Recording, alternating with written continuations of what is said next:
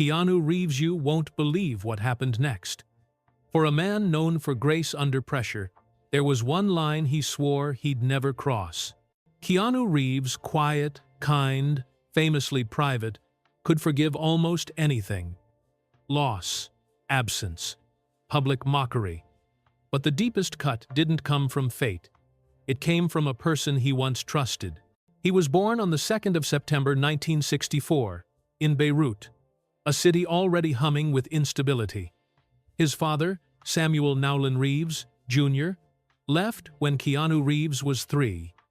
No big speeches, no long goodbye, just gone. His mother, Patricia Taylor, a British costume designer, did what moms do. She kept moving forward, dragging stability behind her like a suitcase with a broken wheel. Beirut to Sydney. Sydney to New York. New York to Toronto. By 10 years old, Keanu Reeves had already learned the rhythm of new schools, new accents, and new exits. Home was a moving target. School didn't make things easier.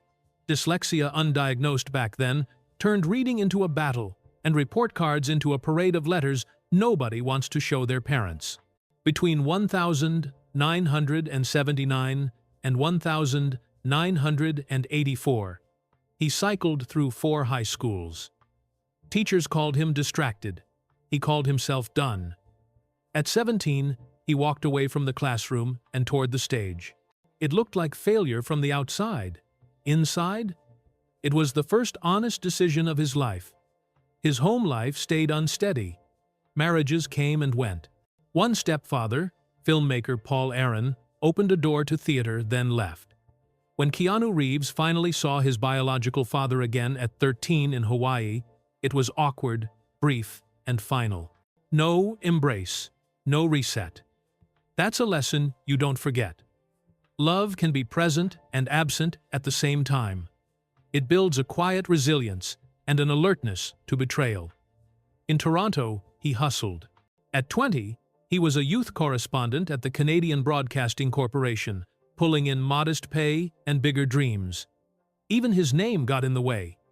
Agents told him Keanu Reeves sounded too different, so for a hot minute he tried on Casey Reeves. It never fit. By 1987, he tossed the alias and owned his name. If he was going to fail, he'd do it as himself. That year brought River's Edge, a stark indie drama that let him do something rare: act by holding back. Critics noticed. Then came 1989, and the blast of goofy genius that was Bill and Ted's Excellent Adventure. Keanu Reeves didn't play Ted like a joke, he played him like a person. Sincerity sells. Suddenly, he wasn't the outsider anymore, he was the breakout. But he didn't want a box to live in. Dangerous Liaisons put him opposite John Malkovich and Glenn Close. Parenthood showed a tender side that felt real. Even with momentum on his side, you could sense the loneliness that never fully loosened its grip. In 1991, he split the decade wide open. Point Break paired him with Patrick Swayze and turned surfing, crime, and loyalty into a cult obsession.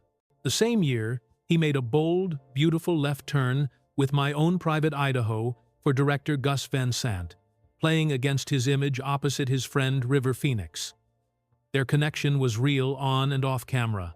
Keanu Reeves even rode his motorcycle across the continent to convince River Phoenix to take the role. That's not Hollywood. That's friendship. Then, the 31st of October 1993 happened. River Phoenix collapsed outside the Viper Room. 23 years old, gone. Keanu Reeves was shooting Speed when it hit him. Sandra Bullock, his co-star, would later say, "You could see the sadness in his eyes. Some grief never leaves. It just learns to stand quietly beside you." Speed, 1994, made him an action star, proof that gentleness and intensity can share a body. When the sequel came around, he said no. He didn't like the script. Simple as that. Studios weren't thrilled. He went to Winnipeg and played Hamlet instead. People scratched their heads. He followed meaning, not money. That's a theme. Then, 1999 rewrote movies. The Matrix dropped like a thunderclap.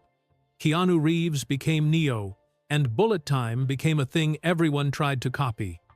The world finally saw him for what he was, iconic. But real life doesn't care about box office. In December 1999, he and his partner Jennifer Syme lost their daughter, Ava, who was stillborn. Their relationship, already strained by grief, shifted into friendship. In April 2001, Jennifer Syme died in a car accident. That's a double blow most people wouldn't recover from. He didn't talk, he carried it. Now, here's the turn.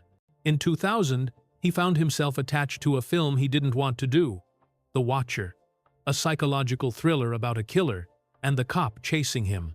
He later said he never found the script compelling, and yet he was suddenly, legally, in it. Why? Because, as he would tell interviewers, a friend had forged his signature on the contract. Think about that. Not fate, not tragedy, a choice, a betrayal. He said he couldn't prove it in court, and he didn't want to spend years fighting.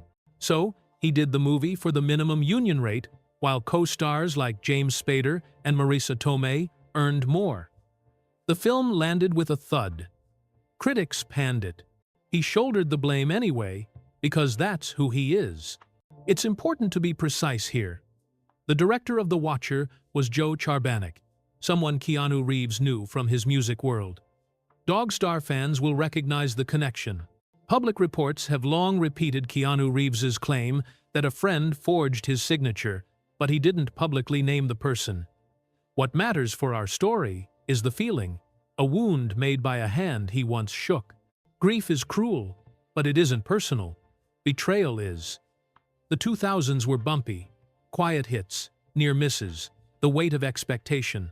But he kept working, kept training, kept showing up early and staying late. Then, 2014 happened. John Wick rolled in on a modest budget and a mean little premise, a retired assassin mourning his wife and avenging his dog, and it detonated. Audiences around the world saw something familiar in his eyes. Hurt, discipline, a kind of wordless honor. Sequels followed. By the time Chapter 4 arrived, the franchise had become a global juggernaut, and Keanu Reeves was back on top by being exactly who he'd always been. Not everyone was kind. In 2022, Matthew Perry wrote a cheap shot in his memoir, wondering why great talents like River Phoenix and Heath Ledger had died, but Keanu Reeves still walks among us. The internet did what the internet does and defended him hard. He didn't clap back. Silence, again, as a strength. So, was that betrayal worse than everything else? Here's the tough truth. Loss and betrayal live in different rooms of the same house. Loss asks you to accept what you can't change. Betrayal asks you to accept that someone chose to hurt you. One demands surrender, the other demands boundaries. Keanu Reeves learned both. He forgave what he could, carried what he couldn't, and when it came to that forged signature, he let the work speak louder than any courtroom speech ever could. What do you think? Is a single act of betrayal heavier than a lifetime of grief? Or does grief just sit closer to the heart? Drop your take below. I want to read it. And if you're into true human stories told straight, tap that like, hit subscribe, and stick around. We've got more coming. Quiet resilience, loud lessons.